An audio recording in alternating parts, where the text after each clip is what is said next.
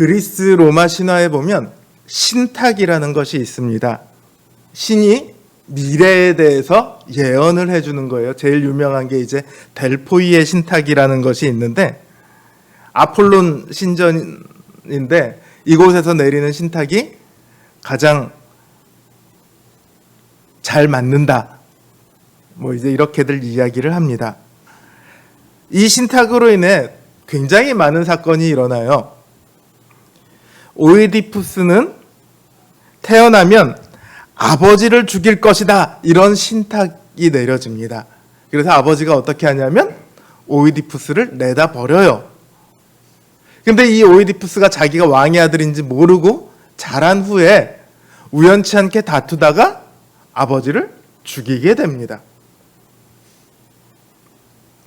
또 고대 그리스 신화의 영웅이자 미케네 문명의 시조인 페르세우스도 신탁 때문에 외할아버지로부터 쫓겨나게 됩니다. 똑같이 이번에 태어나는 손자가 너를 죽일 거다, 이렇게 해서 쫓겨나죠. 쫓겨난 후에 페르세우스는 돌아다니면서 여러 가지 일들을 하는데, 그 중에 하나가 유명한 괴물인 메두사를 처치하는 그런 업적을 남깁니다. 영웅이 돼요. 그리고 이제 외할아버지에게 다시 돌아가려고 했더니 외할아버지가 도망을 갑니다. 이 손자가 무서워서 도망을 갑니다. 외할아버지가 왕이었거든요. 그래서 그 왕을 대신해서 이 페르세우스가 그 나라를 임시로 다스리고 있다가 큰 운동회가 열립니다. 그곳에서 이 페르세우스가 원반 던지기, 뭐 창 던지기라고도 하고 조금씩 다른데, 원반인지 창인지를 던집니다. 근데 큰 바람이 불면서 이게 관중석에 있는 한 사람에게 딱 가서 꽂혀요. 그리고 그 사람이 죽어요.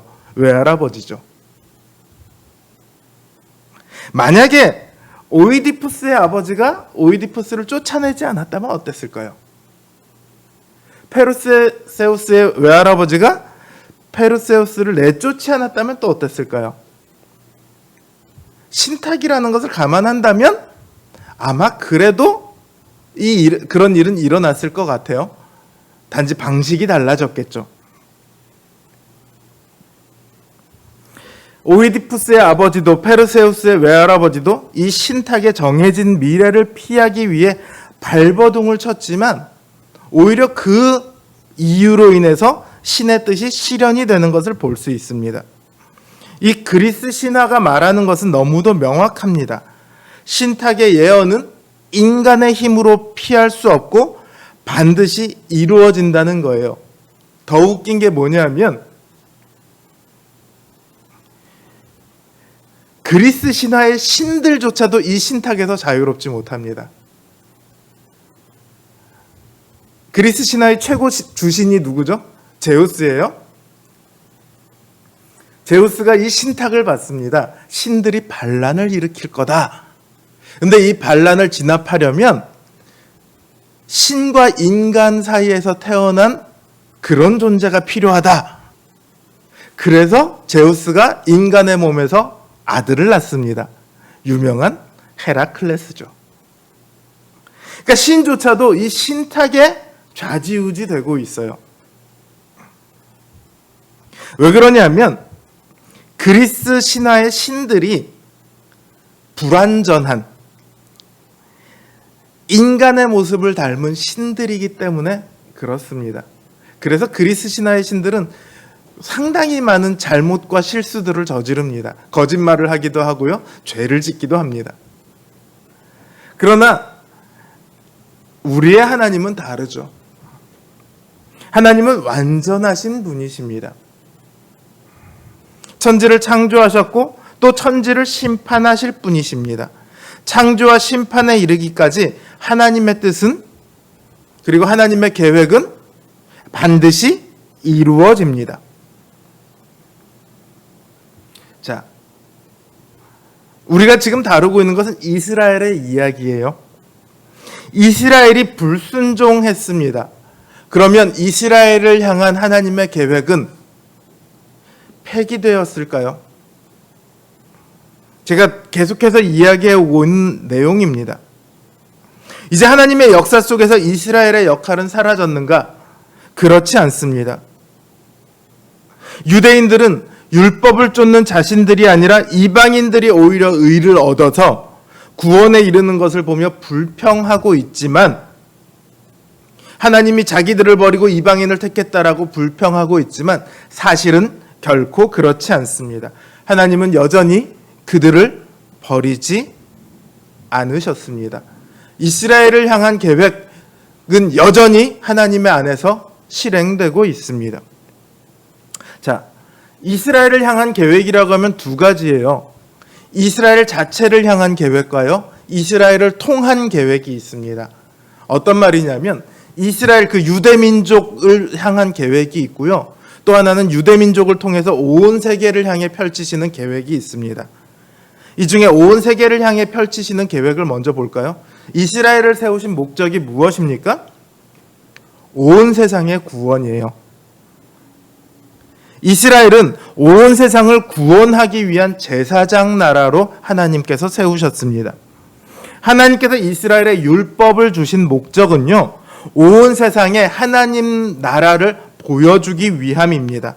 하나님 나라는 이와 같은 사랑의 나라고, 이와 같은 평화의 나라고, 이와 같은 풍요의 나라고, 평안의 나라고, 의의 나라고, 거룩의 나라다.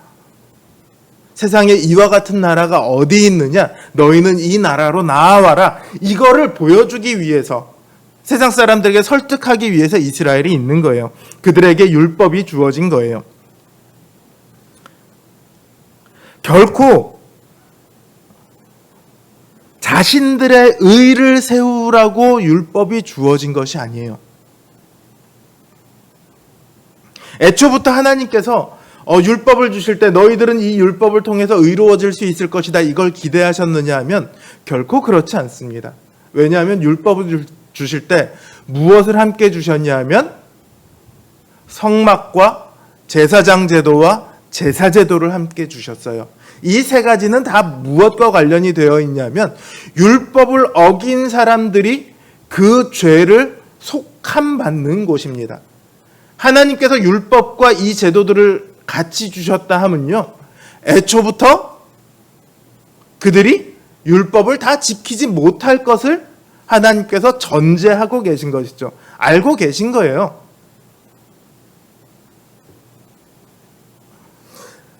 그러니까 하나님께서는 이스라엘의 율법으로 인한 의를 기대하지 않으셨습니다. 율법으로는 다만 죄를 깨달을 뿐인 거죠. 율법을 통해 더더욱 하나님의 은혜 앞에 나오도록 하셨을 뿐입니다.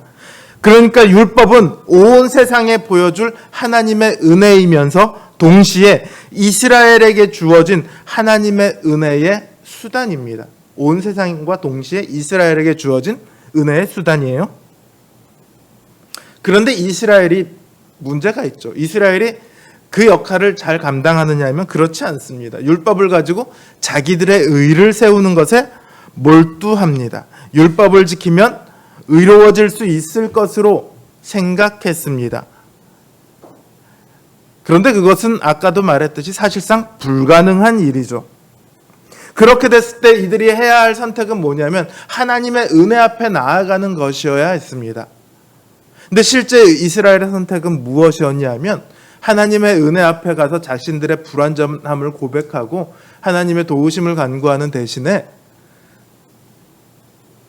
자신들의 거짓된 의를 만들어내는 거였어요. 위선적인 의를 만들어내는 거였어요. 남들 보기에 그럴듯해 보이려고, 하나님 보시기에 중요한 이 의임에도 불구하고 하나님은 둘째치고 사람들에게 그럴듯해 보이려고 이들은 위선적인 행동을 했습니다. 실생활은 추악하기 그지없습니다. 하나님께서 이들의 삶을 얼마나 많이 지적하시는지 모릅니다. 그럼에도 이들은 남들 볼 때는 훌륭한 하나님의 백성인 척 했습니다. 이들은요, 제사도 열심히 드리고요, 11조도 열심히 냅니다. 다 열심히 합니다. 남들 보기에 훌륭한 신자네 싶을 정도의 그런 모습을 보여줍니다. 그러나 그 속을 보면 썩어 문드러져 있어요. 하나님의 은혜는 조금도 남아있지 않고 오직 자신의 죄악만이 그 사이 안에 자리 잡고 있을 뿐입니다. 그 결과로 이스라엘은 멸망하게 되었습니다. 자, 그럼 하나님께서 이 이스라엘을 통해 세우신 목적이 어떻게 되었습니까? 이스라엘을 통해서 외부인들에게 온 세상을 구원할 그런 제사장 나라가 되도록 하셨는데 제사장 나라가 그 역할을 하지 못합니다.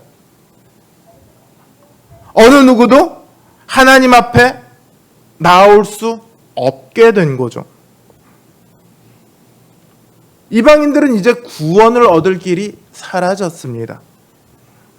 이스라엘 자신들뿐만 아니라 모든 이방인들도 하나님께 나아갈 수 없게 되었어요. 여러분들 구원이 어디서 납니까? 구원은 믿음에서 납니다. 믿음은 어디서 납니까? 오늘 본문을 보면 들음에서 난다. 하나님 말씀을 들어야 믿을 수 있습니다. 그럼 그 말씀은 어디로부터 옵니까? 전하는 자가 있어야 되죠. 목사는 설교를 하지 않는데 성도님들이 여기 예배를 드리고 오늘 하나님의 말씀을 잘 들었어. 이런 일이 가능합니까? 불가능하죠. 전하는 자가 있어야 들을 수 있죠. 그런데 그 전하는 자가 지금 없는 거예요. 그러니 듣지 못합니다. 듣지 못하니 믿지도 못하고요. 믿지 못하니 구원을 얻지도 못합니다. 이게 이스라엘의 실패로 인해서 지금 온 세상이 처해 있는 현실입니다. 그러나 참으로 다행한 것은 우리 하나님께서 모든 계획을 반드시 다 이루시는 분이시라는 거예요. 전파하는 자가 없어서 듣지도 믿지도 못하는 상황이 되었는데 여러분 그 전파하는 자는 어디서 나옵니까? 보내시는 자로부터 나옵니다. 바로 하나님께서 보내셔야 보내시는 자가 있는 거죠. 하나님께서 다른 길을 만드십니다. 이스라엘이 아닌 다른 보내는 자를, 전파할 자를 하나님께서 이 땅에 보내십니다. 그래서 이스라엘을 거치지 않고도 하나님께 직접 나아오도록 하셨습니다. 그게 바로 예수 그리스도의 복음입니다. 우리가 믿는 복음에 이스라엘의 얘기가 조금이라도 있습니까? 할례를 받으라는 얘기가 있습니까? 없어요. 이스라엘 통해서 하나님 앞에 나올 때는 어떻게 해야 됐습니까? 반드시 이스라엘과 같은 할례를 받아야 했습니다. 그러나 오늘날 우리가 믿는 복음에 할례를 받으라는 말이 어디 있습니까?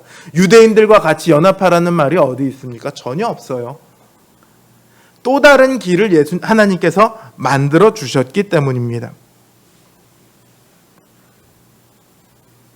이 길은 이스라엘이 실패하고 만들어진 새 길이냐? 그렇지는 않습니다. 왜냐하면 예수님께서 이 땅에 오실 때 새 이스라엘로 오셨기 때문입니다.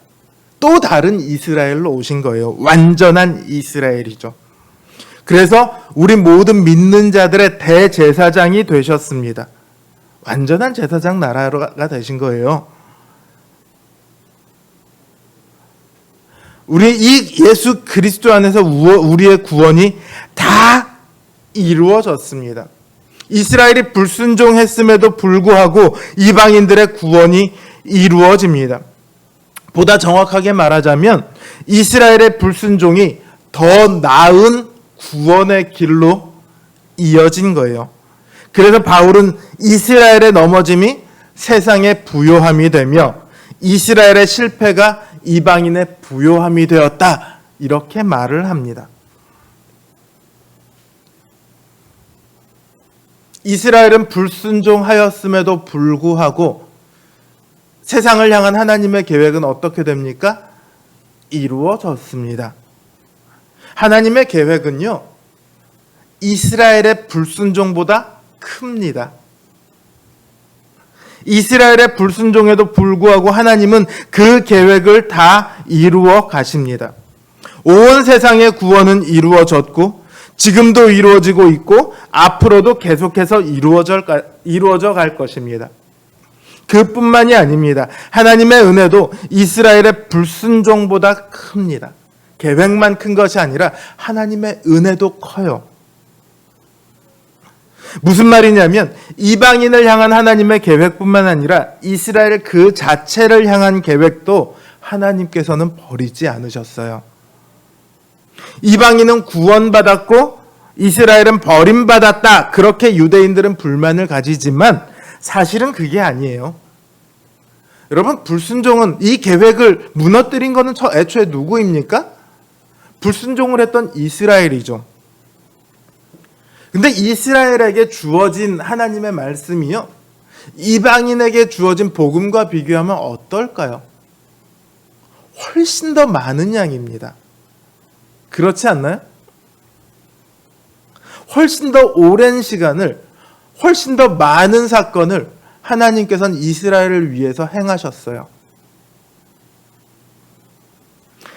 이 복음과는 비교도 할 수 없을 만큼 많은 이야기와 기록들과 말씀들이 그들에게 전해졌습니다.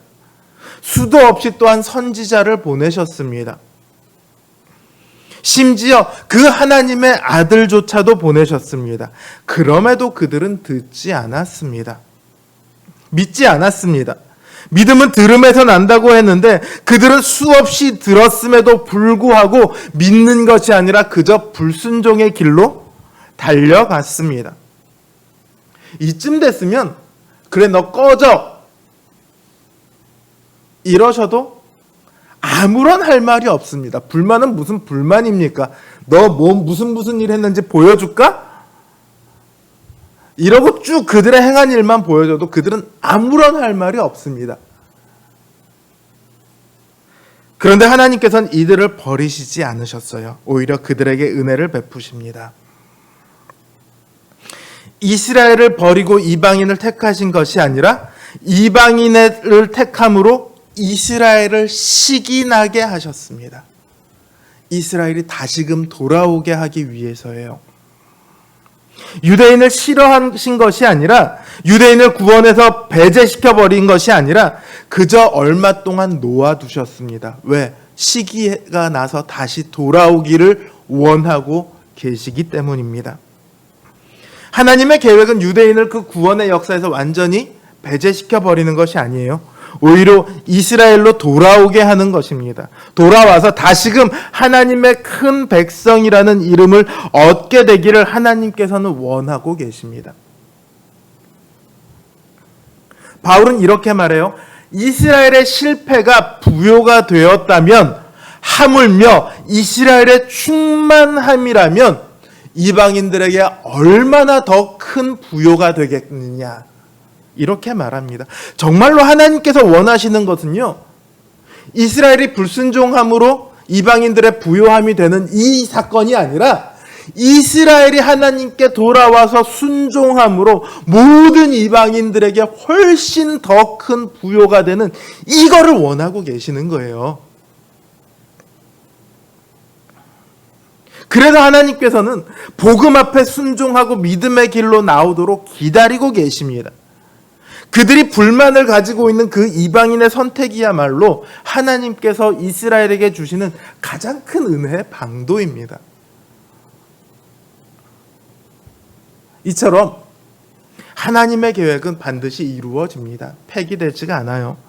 하나님은 그 뜻을 반드시 이루는데 가장 은혜로운 방식으로 이루십니다. 믿지 않는 자들에게는 하나님의 계획은 때로 냉혹합니다. 두려움으로 다가올 수 있습니다. 그러나 믿는 자들에게는 하나님의 계획은 가장 은혜로운 방식으로 언제나 이루어집니다. 이 확고한 진리가 오늘 우리에게 주시는 말씀이에요. 이 말씀이 오늘날 우리에게 그러면 어떤 의미가 되느냐?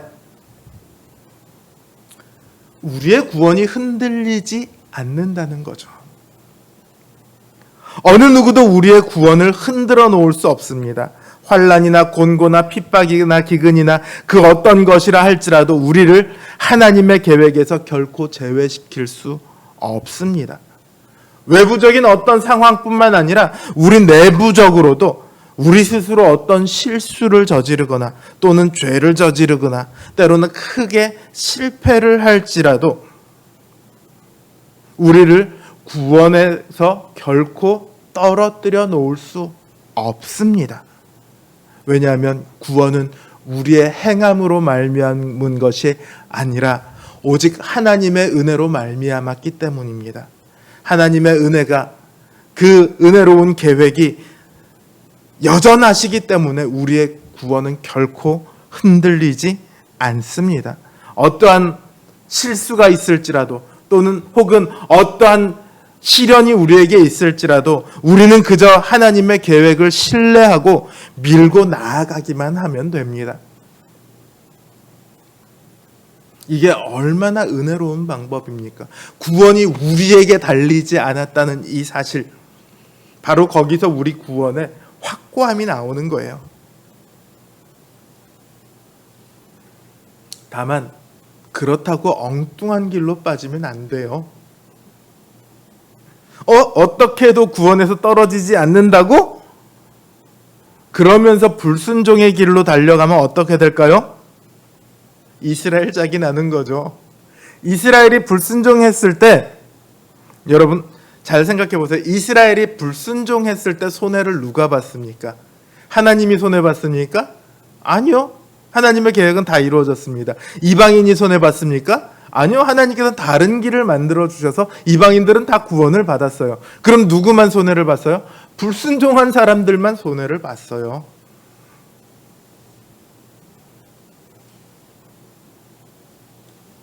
이스라엘만 손해를 본 거예요.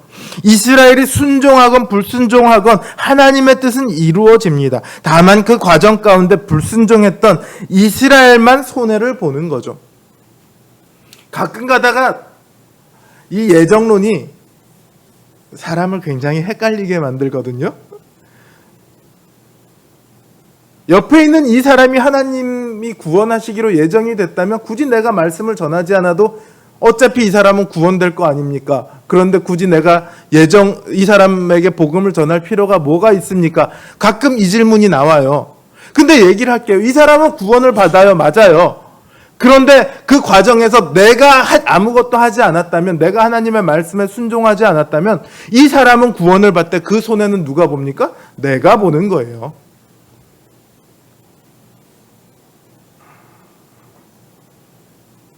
하나님의 뜻은 반드시 이루어지니까 불순종한 사람만 손해를 봐요.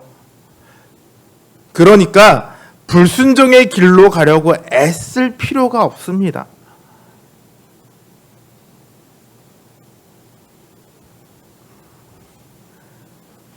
가끔 가다가 불순종이 너무 좋아서 어차피 하나님이 나를 구원하실 거라면 내가 불순종 실컷 하다가 하나님 앞에 돌아오면 되지 않겠느냐. 자기가 하나님의 계획 안에 있는 사람인지 어떻게 합니까? 하나님의 계획 안에 있는 사람인지 아닌지 언제 결정나는지 아세요? 하나님 앞에 갈 때 결정나는 거예요. 내가 믿고 있지 않는, 나 하나님이 구원하신 사람이야 라고 내가 확신을 하고 막 나 하고 싶은 대로 불순종의 길로, 불신앙의 길로 다니고 있다가 어느 순간 회개할 시간도 없이, 하나님에게 돌아갈 시간도 없이 갑자기 죽어버리면 어떡할 겁니까? 그걸로 끝이죠. 여러분, 그걸 기억하세요. 의외로 많은 분들이 하나님 앞에서 떠나가서 다시 돌아오지 못했습니다. 성경은 기록해요. 은혜를 한번 맛보고 저버린 자는 다시 돌아올 수 없다. 굳이 그 불순종, 그 두려움이 가득한 길로 가려고 할 필요가 무엇이 있습니까? 그저 우리는 불순종의 길로 가려고 애쓸 것이 아니라 하나님의 은혜 앞에 나오려고 애를 쓰면 됩니다. 그 은혜 앞에 선다면 우리가 아무리 잘못했고 아무리 부족하고 아무리 능력이 없을지라도 우리는 그 하나님의 그 크신 구원에서 조금도 벗어나지 않게 될 겁니다. 이 은혜 안에 서십시오. 가끔 아까도 가끔 얘기했는데 또 가끔이 나왔습니다. 가끔 그런 분들을 만납니다.